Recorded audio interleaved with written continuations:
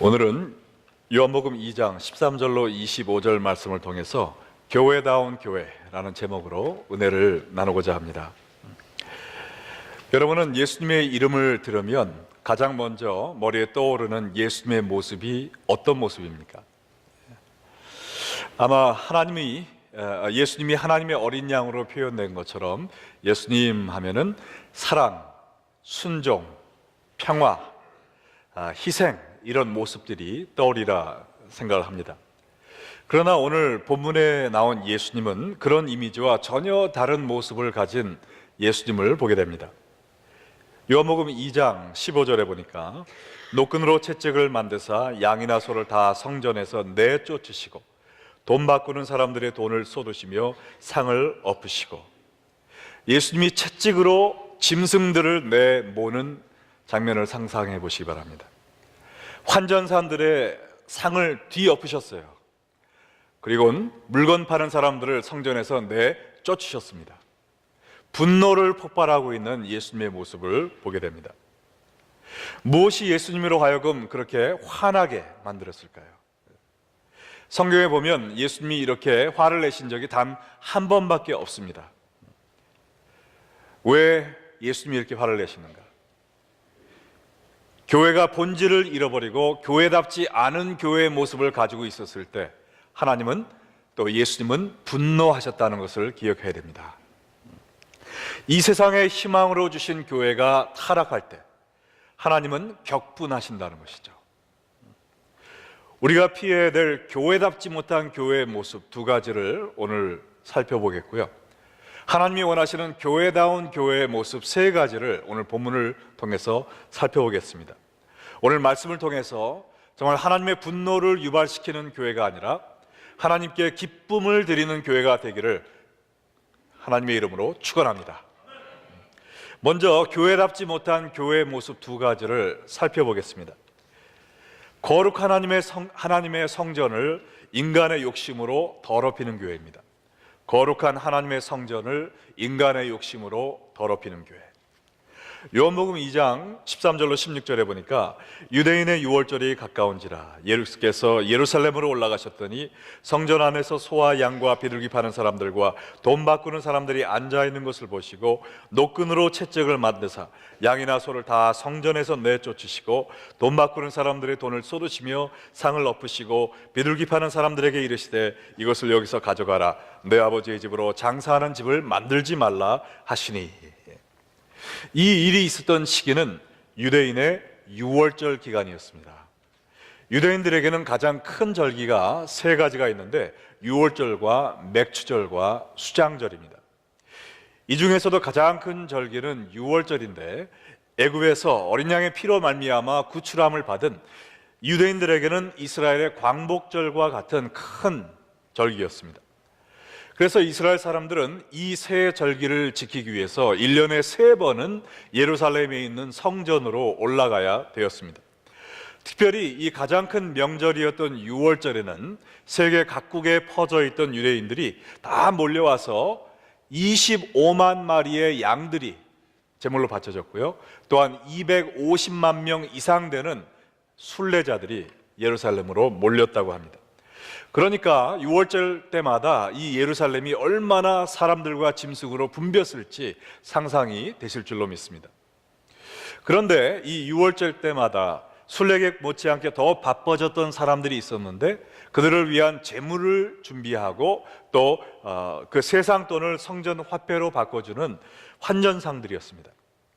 하나님께 제사로 드리는 양들은 딱 1년 된 어린 양, 흠없는 어린 양이었어야 됐는데 사람들이 긴 순례 여정을 걸어오면서 동물들을 데리고 올 수가 없었습니다. 동물들이 남아나지가 않았겠죠. 그래서 그 사람들을 위해서 성전 주위에서 흠없는 1년 된 어린 양을 준비해 놨다가 그들에게 판매하는 그러한 사람들이 있었습니다. 또한 15살이 넘는 모든 유대인들은 1년에 한 번씩 성전세를 반세겔을 내야 됐는데요, 지금 돈으로 환산하면 200불입니다. 근데 이 모든 화폐에는 가이사의 얼굴이 그려져 있든지 아니면 그 이방 민족이 섬기던 우상의 얼굴이 새겨져 있었기 때문에 그것을 하나님께 드리는 것은 신성모독이다. 그래서 성전의 화배로 환전해서 바치도록 돼 있었습니다. 그래서 이 유월절에는 항상 짐승을 파는 사람들과 또한 돈을 바꿔주는 사람들이 성전 주위에 있게 된 것이죠. 예수님은 이렇게 짐승을 팔고 또한 돈을 바꿔주는 행위를 정죄하신 것이 아닙니다. 그러면 어떤 분들은 이걸 보고 교회에서는 아무 물건도 팔으면 안 되고 선교 바자회도 하면 안 된다고 오해하시는데 이것은 그 뜻이 아닙니다. 그러면 예수님이 정죄하신 것은 무엇이냐? 처음에 예배를 돕기 위해 존재했던 이 짐승 파는 자들과 돈 바꾸는 자들이 나중에는 재물의 욕심에 눈이 어두워져서 예배드리러 온 사람들을 착취하기 시작했다는 것이었습니다. 제사로 드릴 짐승들을 점검하는 조사원들을 세웠습니다. 그래서 조사받기 위해서 돈을 내야 됐어요. 근데 성전에서 사지 않고 동네에서 사온 그 양들은 무조건 빠꾸를 먹이는 겁니다. 10중 8구는 흠이 없음에도 불구하고 이거는 적당하지가 못해 하고선 성전에서 예비한 동물을 사게 만들었어요. 그러나 그 동물을 살 때 시장에서 사는 값보다 훨씬 더 높은 가격을 매겼던 것이죠. 여기 보면 비둘기를 파는 자들이 있었다 그랬는데 비둘기는 가장 가난한 사람들이 예물로 바치는 것이었습니다. 근데 이 비둘기도 자기가 시장에서 사오지 못하고 꼭 성전에서 사오도록 했는데 성전에서 파는 비둘기는 시장에서 파는 비둘기보다 값이 15배가 비쌌다고 합니다. 그래서 여기에서 나오는 이익금들을 대제사장들과 제사장들이 수납하게 한 것이죠. 그래서 그들에게 돈을 많이 낸 사람들에게 제일 좋은 자리를 주고 또 돈을 안 낸 장사들은 거기서 장사를 하지 못하도록 했습니다. 그리고 성전세를 위해 돈을 바꾸는 환전상들도 상전 화폐 가격을 엄청나게 올려서 비싼 가격으로 바꿔주었던 것이죠. 거룩하고 순결한 마음으로 하나님께 감사와 찬양의 예배를 드려야 될 이 유월절 절기가 제사장들과 장사꾼들에게는 대목을 잡는 돈 버는 날로 전락되었던 것이죠. 그리고 예배 드리러 왔던 순례자들은 어처구니 없이 높은 값으로 짐승과 이런 성전 화폐를 구입함으로 상한 마음으로 예배 후에는 더욱더 억눌린 마음으로 집으로 돌아가야 됐던 그러한 비극이 벌어지고 있었습니다. 인간의 욕심으로 말미암아 거룩한 예배를 타락시켜서 하나님께 상달되지 못하는 예배를 드리게 하는 것, 이것에 대해 하나님이 분노하셨던 것이죠. 하나님께 큰 영광과 기쁨을 드려야 될 유월절 날이 오히려 하나님의 이름을 더럽히는 세상의 탐심으로 가득 찬 날로 전락되었던 것입니다. 하나님께 예배드리는 것보다 나의 욕심을 채우는 것에 더 혈안이 되어 있는 그러한 것에 우선권을 두는 교회는 하나님의 분노를 유발시키는 교회라는 것이죠. 하나님 보시기에 썩은 냄새가 진동하는 가증스러운 세상의 집단이 되어버린다는 것입니다. 교회의 본질은 거룩함과 순결함으로 하나님께 예배 드리는 것입니다. 할렐루야. 하나님을 예배 드리는 것보다 세상적인 나의 욕심이 앞서는 교회는 교회의 본질을 잃어버린 타락한 교회가 된 것입니다. 그런데 예수님을 분노케 만드는 것은요, 이거보다 더 큰 이유가 또 하나 있었습니다. 두 번째 이유는 이방인들을 하나님의 전에서 몰아냈다는 사실입니다. 이 짐승 파는 자들과 환전상들이 어디에서 장사를 하고 있었는지 14절을 살펴보시기 바랍니다. 유대 성전 안에서라고 써 있는데요, 장사꾼들이 제사장들과 결탁해서 그들의 도깨비 시장을 성전 안에 셋업을 해놓은 것입니다. 원래는 성전 바로 밖에 있는 감람산에서 이런 상행위가 벌어졌었는데 장사꾼들이 더 큰 이익을 내기 위해서 성전에 더 가까이 가다가 나중에는 제사장들에게 웃돈을 얹어주고는 성전 안에까지 들어온 것입니다. 그래서 예루살렘 성전이 온통 짐승 우는 소리와 또 이 물건값을 흥정하는 소리로 그냥 시끄러워지게 됐어요.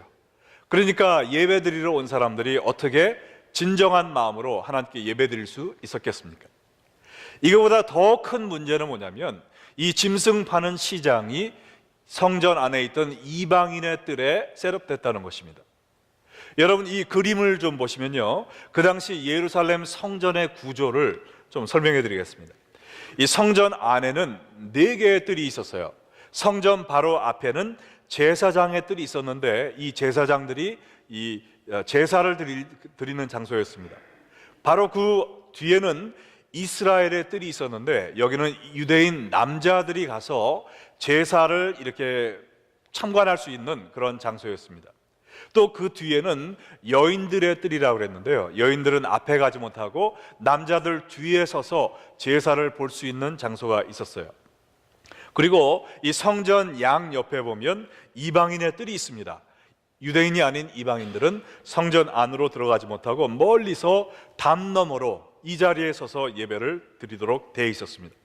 근데 이 물건 파는 사람들이 이 샵을 어디다 셋업을 해놨냐면은 바로 이 이방인들의 뜰에 스토어를 셋업해 놨다는 것입니다.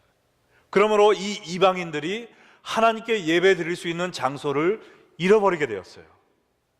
바로 이것이 예수님의 분노를 폭발하게 한 가장 큰 이유였습니다. 왜냐하면 하나님이 유대인들을 부르신 이유가 무엇이었습니까? 이 이방 모든 민족들이 하나님을 믿게 하도록 이 사명을 위해서 부르신 거예요. 근데 자기의 욕심을 채우느라고 자기들이 복음을 전해야 될 이방인들을 오히려 성전에서 밀어내게 된 것입니다. 이사야 49장 6절에 보면 그가 이르시되 내가 나의 종이 되어 야곱의 지파들을 일으키며 이스라엘 중에 보존된 자를 돌아오게 할 것은 매우 쉬운 일이라. 내가 또 너를 이방의 빛으로 삼아 나의 구원을 베풀어서 땅끝까지 이르게 하리라.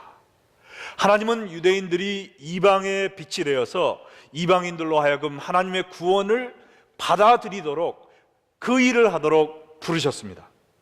이것이 그들의 존재 목적이었고 성전의 궁극적인 목적이었습니다.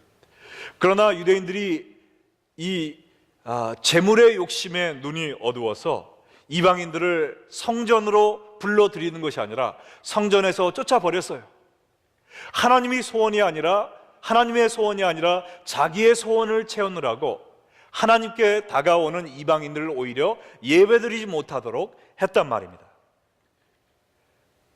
이방인들에게 구원의 선물을 주기 위해 하나밖에 없는 자기 아들까지 내어주신 하나님이 이 광경을 보면서 얼마나 가슴이 찢어지게 아프셨을까요? 예수님이 그 상을 뒤엎은 그 이유를 충분히 이해할 수 있을 것 같습니다. 근데 참 가슴 아픈 사실은 뭐냐면 오늘날에도 이렇게 하나님의 가슴에 난도질을 하는 교회들이 적지 않게 있다는 것입니다. 유대인들이 그들의 사명을 저버리고 예수 그리스도를 배척했을 때 하나님은 아브라함의 영적인 자손인 기독교인들에게 너희는 가서 모든 족속으로 제자를 삼으라는 이 세계 복음화의 소명을 맡겨주셨습니다. 그리고 이 일을 행하기 위해서 교회를 세워주신 것입니다. 그런데 너무나도 많은 교회들이 세상 사람들을 하나님의 교회로, 하나님의 구원으로 인도하는 빛과 소금의 역할을 하지 못하고 오히려 자기의 욕심과 이러한 고집을 버리지 못하고 사람들 간의 분쟁을 함으로 말미암아 거룩한 교회에서 예수님을 알지 못하는 사람들이 하나님으로부터 멀리 떠나도록 하는 그러한 역할을 하고 있다는 것이죠. 그러면서도 죄를 깨닫지 못하고 자기의 주장과 욕심만 내세우고 있으니 그걸 바라보는 하나님의 가슴이 얼마나 아프시겠습니까? 교회의 사명은 이방의 빛이 되어 예수 안 믿는 사람들을 하나님의 구원으로 인도하는 것입니다. 믿으십니까? 이 사명을 잃은 교회는 교회가 아닌 것입니다. 불신자들을 하나님께로 인도하기는커녕 하나님으로부터 멀어지게 하는 교회는 하나님의 진노를 피할 수가 없을 것입니다. 하나님께 예배드리는 것보다 나의 욕심을 채우는 것에 우선권을 두는 교회, 그리고 불신자들을 하나님으로부터 오히려 멀어지게 만드는 교회, 이러한 교회들은 정말 우리가 멀리 피해야 될 교회답지 못한 교회의 모습인 것입니다. 그러면 우리가 추구해야 될 교회다운 교회는 어떤 교회일까요? 그런데 이보다 앞서 한 가지 우리가 깨달아야 될 것은 이 세상에 완전한 교회란 없다는 것입니다. 여러분 중에 완전한 교회 가본 적이 있으세요? 목사님도 완전하고 교인들도 죄 한 번도 안 짓고 맨날 서로 사랑하고 성경만 암송하고 항상 천국이고 그런 교회 있으시면 저 좀 알려주세요. 저도 그 교회 다니고 싶어요. 그런 교회 있다면 여러분 가지 마시기 바랍니다. 왜냐하면 우리가 그 교회를 가면 그 교회가 불완전한 교회로 바뀌어요. 왜냐하면 우리가 모두 다 이 죄에 오염된 세상에서 정말 죄로 물든 사람들이기 때문에 이러한 사람들이 모인 공동체가 하나님의 교회라 할지라도 그 가운데는 불완전이 항상 있는 것입니다. 우리가 초대교회로 돌아가자 하는데요, 저는 별로 그러고 싶지가 않아요. 왜냐하면 초대교회도 똑같은 문제가 있었습니다. 사도행전 2장에 얼마나 멋있게 시작을 했습니까? 사도행전 6장 가니까 어떻게 돼요? 히브리 과부와 그 다음에 유대파 과부가 먹는 것 갖고 싸우고 있었어요. 사도 바울이 소아시아에 가는 곳곳마다 교회를 세웠습니다. 그리고는 그 교회들에게 편지를 보냈죠.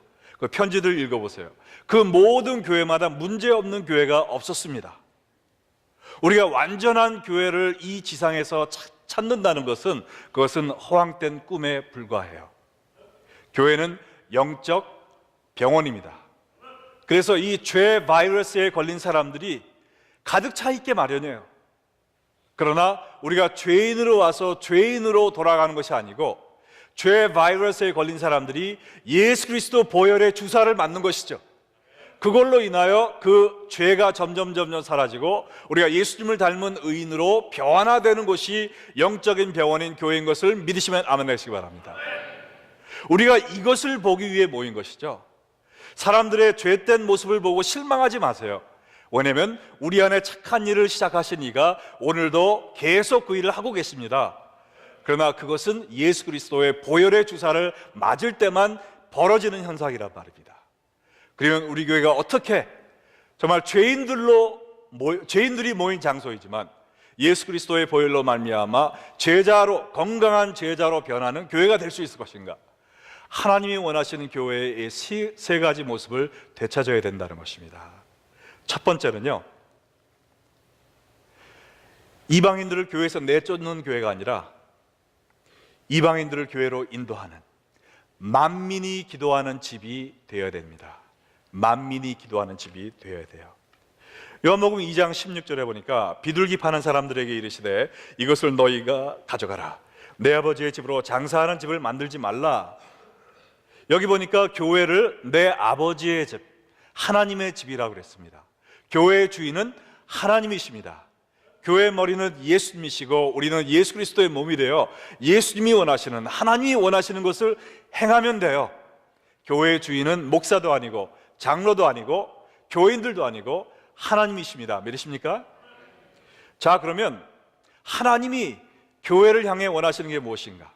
오늘 읽은 이 사건이 사복음서에 다 나와 있는데 다들 그 강조하는 점이 좀 다릅니다. 마가복음에 보면 교회를 향한 하나님의 뜻이 분명히 나와 있어요. 11장 17절 이르기를 이에 가르쳐 이르시되 기록된 바 내 집은 만민의 기도하는 집이라 칭함을 받으리라 하지 않았느냐. 너희는 강도의 구려를 만들었도다 하시매. 교회를 향한 하나님의 뜻은 교회가 만민의 기도하는 집이 되는 것입니다. 세계 모든 만민이 하나님을 만나지 못한 사람들이 교회를 통해 하나님을 만나고 하나님께 기도하고 예배드리고 구원을 받는 곳이 바로 교회가 되어야 된다는 것입니다. 전도와 선교의 열매가 맺어지는 곳이 되어야 된다는 것이죠. 여러분 여기서 잘 깨달아야 될 것은요, 교회는 너의 기도하는 집이라고 하지 않았어요.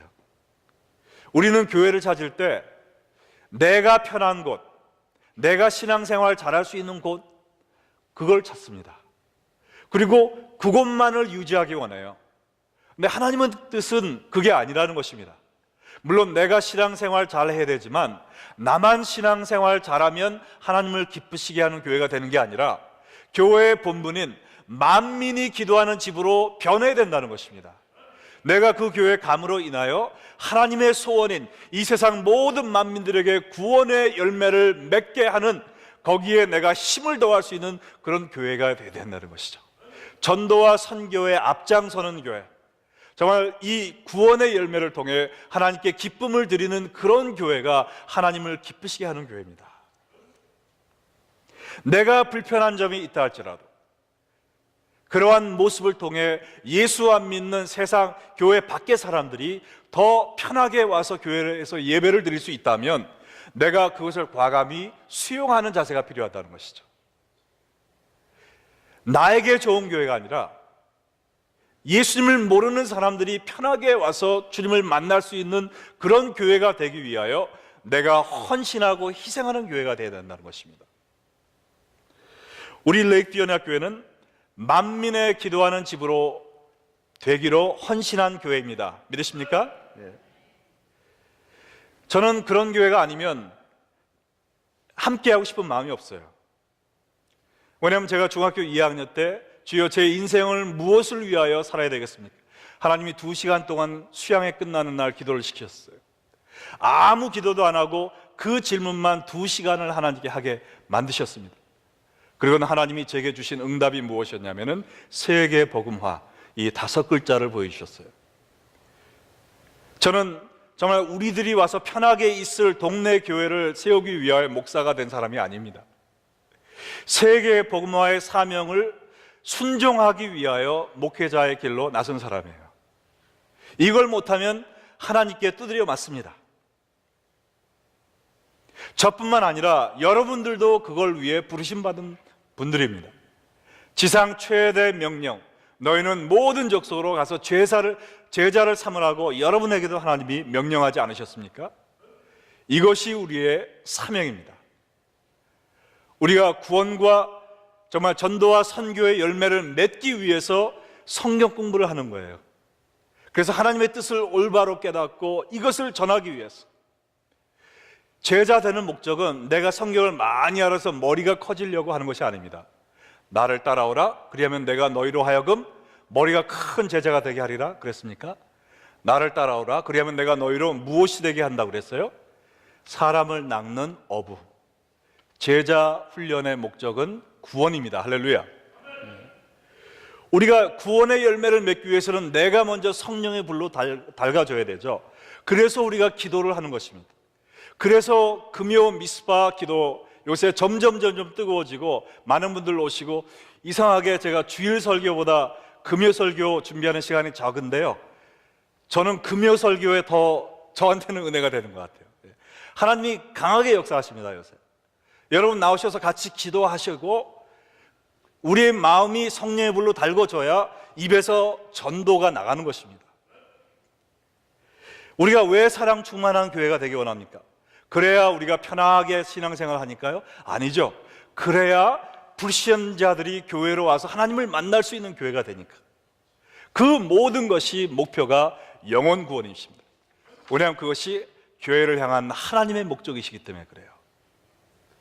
여러분도 우리 레이크 연합교회가 만민의 기도하는 집이 되라는 이 하나님의 부르심에 헌신할 용의가 있으십니까? 이것이 교회의 사명입니다. 여기에 올인되지 않으면 우리 교회는 존재의 목적을 잊어버리고 물살에 휩쓸려 내려가는 뗏목과 같이 표류하다가 인생 끝나는 것입니다. 우리는 이 목적을 위해 존재하고 정말 하나님이 원하시는 교회가 되기 위하여 몸부림치는 교회가 될 것을 주님의 이름으로 간절히 소원합니다. 두 번째, 하나님이 원하시는 교회가 무엇이냐? 감격의 예배가 살아있는 교회입니다. 감격의 예배가 살아있는 교회. 내 욕심을 하나님 예배 앞에 두는 교회가 아니라 모든 거 다 젖혀두고 하나님을 예배하는 그 기쁨과 감동의 물결에 정말 어찌할 바 모르는 그런 교회가 되어야 된다는 것이죠. 요한복음 2장 17절에 제자들이 성경 말씀에 주의 전을 사모하는 열심히 나를 삼키리라 하는 것을 기억하더라. 성전을 정결케 하시는 예수님의 모습을 보고 떠오른 말씀이 이 시편 96편의 9절 말씀이었습니다. 이것은 하나님의 전을 사모하지도 않고 예배에 대한 열정도 없이, 감동과 감격도 없이 형식적으로 제사를 드리며 들락거리는 무리들 보며 한탄하시는 하나님의 심정을 표현한 이야기입니다. 그러나 예수님을 보니까 하나님을 사랑하고 하나님의 전과 그 예배에 얼마나 정말 감격되어 있으셨던지 삼키움 됐다 그랬어요. 하나님의 전에 예배드리는 그 장소에서 예수님이 존귀케, 하나님이 존귀케 되는 그것을 위하여 온 몸과 마음이 완전히 삼키움 되었다, 컨수움 되었다, 성경은 이야기하고 있습니다. 그 목적을 위해서 오셨고 그 목적을 위해서 살고 계신다는 것입니다. 하나님은 마음이 빠진 생명이 없는 예배를 역겨워하십니다. 역겨워하세요.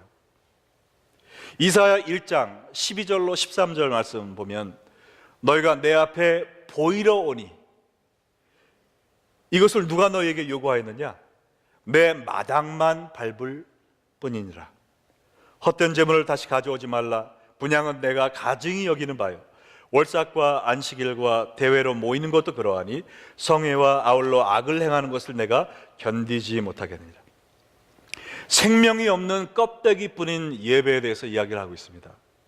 하나님께 보이러 오는 예배, 누구에게 눈도장 찍으려고 오는 예배, 하나님의 전에 나아가지 못하고 마당만 밟고 지나가는 교회, 예배, 헛된 재물을 드리지만 그 안에 감사가 없는 재물, 성회, 예배와 더불어 악을 행하는, 악과 예배가 공존하는 이런 모습, 하나님은 가증스럽게 여긴다고 그랬어요. 여러분, 이제 다음 주면은 무슨 데이가 되죠? 밸런타인스데이가 되잖아요. 그러면 이제 여러분 남자들 가운데서는 꽃을 사들고 아내에게 가실 분들이 많이 계실 거예요. 그렇죠? 근데 한번 생각을 해보세요. 여자분들, 남자분들이 꽃을 사가지고 왔는데 와서 이렇게 얘기하는 거예요. 하루 종일 일하고 바빠 죽겠는데 남자들이 꼭 이런 거 사줘야 돼? 누가 밸런타인스 만들었어? 내가 그냥 하고선 꽃 가져와서 옛다 이거 봐도 하고서 확 던져버려요. 그러면은 그 꽃 받는 여자분이 기분이 어떠시겠습니까? 아이고 좋아, 아이고 좋아 그러시겠어요? 안 받느니만 못하다는 것이죠. 비록 12송이가 아니고 조그만 길에서 딴 민들레 하나라도 여보 내가 마음은 이렇지 않은데 지금 너무나 시간이 없어서 마켓에서 못 들렸어. 그러나 내 마음만은 세상에서 가장 당신 사랑하는 거 알지? 하면서 그거 주면 얼마나 마음이 녹아지겠습니까? 하나님도 마찬가지예요. 아이고 남들은 다 골프 치러 갔는데 나는 이거 무슨 뭐 장 맡아가지고 이거 안 가면 목사님이 안 왔다고 또 전화할 거고 이거 귀찮으니까 교회 가야지. 그래서 하나님에 대한 감사와 사랑이 없이 이거 습관적으로 안 가면 찝찝하니까 누가 교회 안 나온다고 뭐라 그렇기 때문에 나오는 예배는 하나님이 가증스럽게 여긴다는 것입니다. 우리는 이런 예배가 아니라 정말 하나님의 전을 사모하는 열심에 삼키운 바 된 완전히 그 한 가지 목적을 위하여 올인하는, 교회에 와서뿐만 아니라 집에서도 혼자 있을 때도 어딜 가든지 내 삶을 통하여 주님만 영광받아 주시옵소서. 나의 입을 통하여 영광받아 주시고 나의 생각을 통하여 영광받아 주시옵시고 저의 행동거지가 하나님을 향한 진실한 예배되게 하여 주시옵소서. 이러한 마음을 가지고 주님을 기쁘시게 하기 위하여 몸부림치는, 용사례를 치는 그러한 삶을 사는 우리 교회가 될 때 하나님이 기뻐하실 줄 믿습니다. 그러한 교회가 될 때 예수 안 믿는 사람들이 친구한테 끌려왔더라도요, 이야 이 사람들 예배 드리는 거 보니까 장난이 아니네, 뭔가 있긴 있나비요? 와 나도 이 하나님 한번 만나보고 싶구만, 그런 마음이 생기는 것이죠. 이런 감격이 없는 예배, 그 예배를 통해서 어떻게 이방인들이 하나님께 나올 수 있겠습니까? 우리 찬양할 때 좀 자유롭게 했으면 좋겠어요. 손 들고 싶으시면요, 손도 들어도 괜찮습니다. 할렐루야. 예. 크게 부르고 막 눈물이 나면 눈물 흘리면서 예배 드려도 괜찮아요. 예. 이 말만, 눈만 이 찬양을 보는 것이 아니라 내 마음을 통해, 온 몸을 통해 정말 살아계신 하나님께 영광 돌릴 수 있는, 나에게 예배 드릴 수 있는 이 건강과 마음과 소원과 자유 주심 감사합니다 라고 마음껏 주님을 위한 사랑을 표출할 수 있는 그런 예배가 된다면 정말 우리 교회 문을 걸어 잠궈야 될 거예요. 시카고에 있는 사람들 다 와서 나도 여기서 예배 드리게 해주세요. 문을 두드릴 겁니다. 여러분, 전도가 멀리 있는 선교지에 가서 하는 것만 전도가 아니에요. 여러분이 감격이 있는 예배를 하나님께 드리실 때 그 자체가 놀라운 전도가 되는 것입니다. 그러한 예배를 드리는 여러분 되시기를 주님의 이름으로 축원합니다. 마지막 세 번째는요, 십자가와 부활의 삶이 있는 교회가 되어야 됩니다. 십자가와 부활의 삶이 있는 교회. 이 성전을 뒤집어 엎으시는 예수님을 보고 성전에서 장사를 통해 불이한 이익을 남기던 유대인들이 뿔이 났겠죠. 그리고 예수님께 대들기 시작합니다.